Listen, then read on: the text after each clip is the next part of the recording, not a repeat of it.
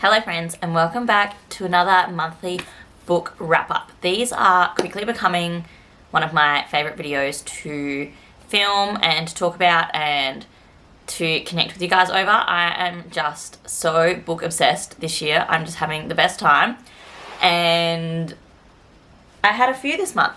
I can't even remember how many I've read this month. 1, 2, 4. Only 4 books. I'm excited to talk about the ones that I've read because they were all good. Almost, I think. The book I read was actually a short story. It was by Taylor Jenkins Reid and it was called Evidence of the Affair. And I rated this a 3-star only because it was a short story. I feel like I couldn't rate it any higher because you can't learn enough about characters, because I think it was only like 85 pages maybe, but it was quite good. Like, I really enjoyed it and I smashed through it in like a sitting or maybe 2, and I did really like it. The whole story was written in letters, and it was these 2 people.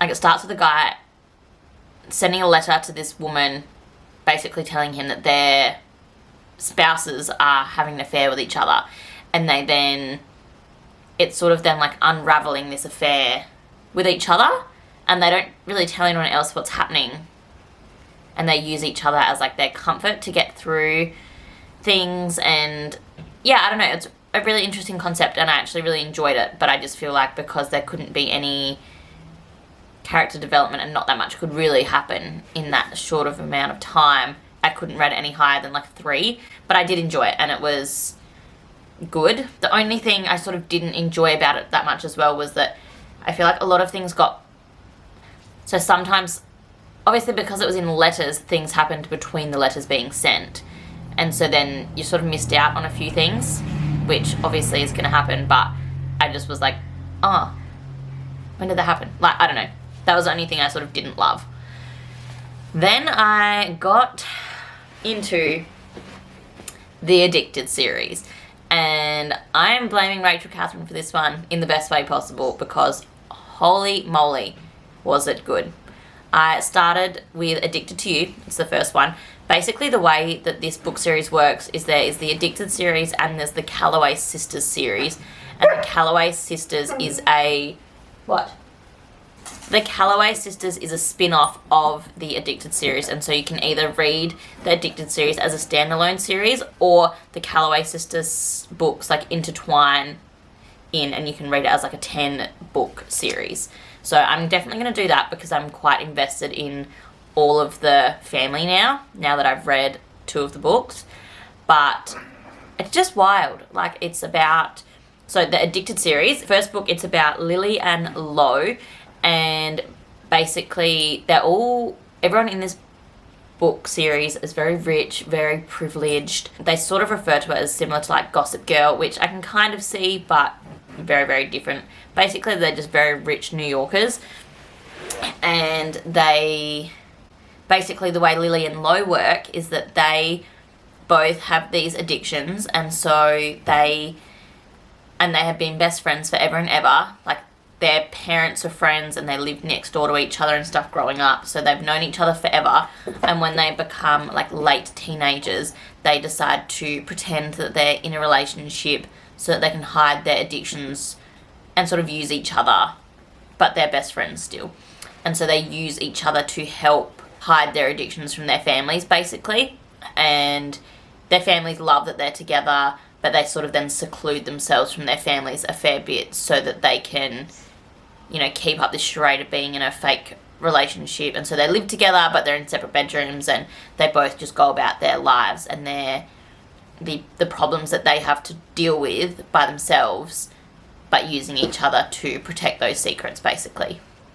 And then, they obviously fall for each other, and then things get very complicated and very intense, and it was very, very interesting. So I would highly, highly recommend, especially if you want to get into like a book series. I rated this one a 4 stars. It was just good.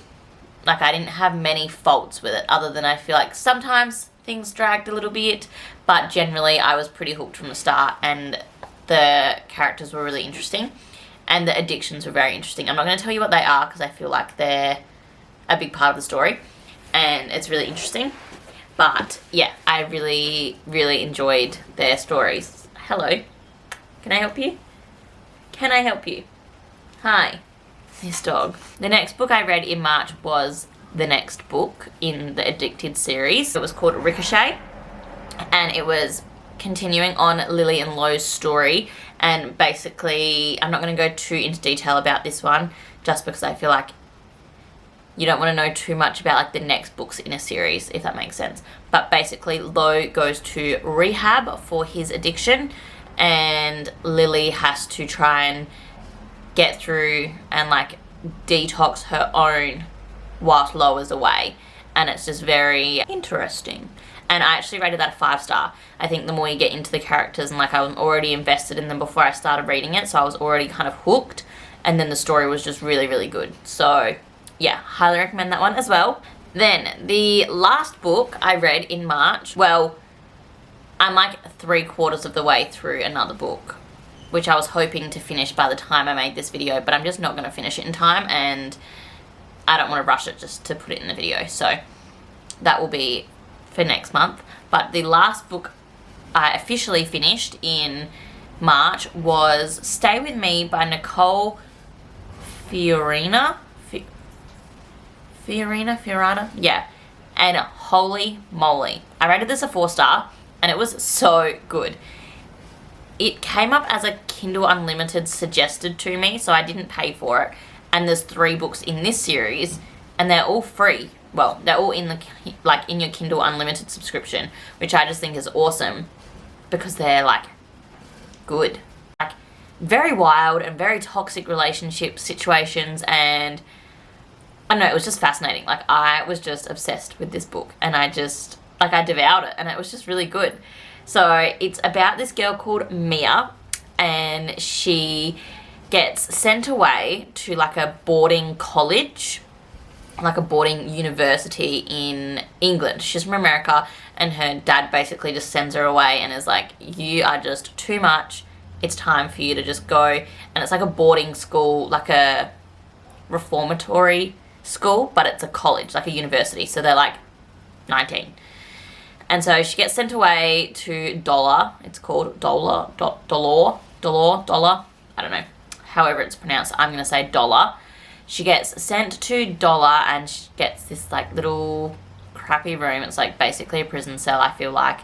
And the reason she gets sent away is because basically she just doesn't care.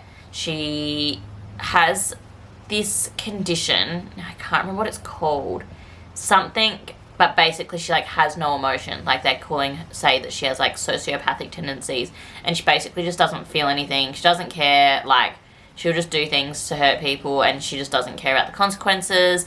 She has tried to end her life a few times. Like she just doesn't care. Like she has no emotion, no feeling, is just like bleh. And so her dad's basically sick of her, sends her away. She's at this school.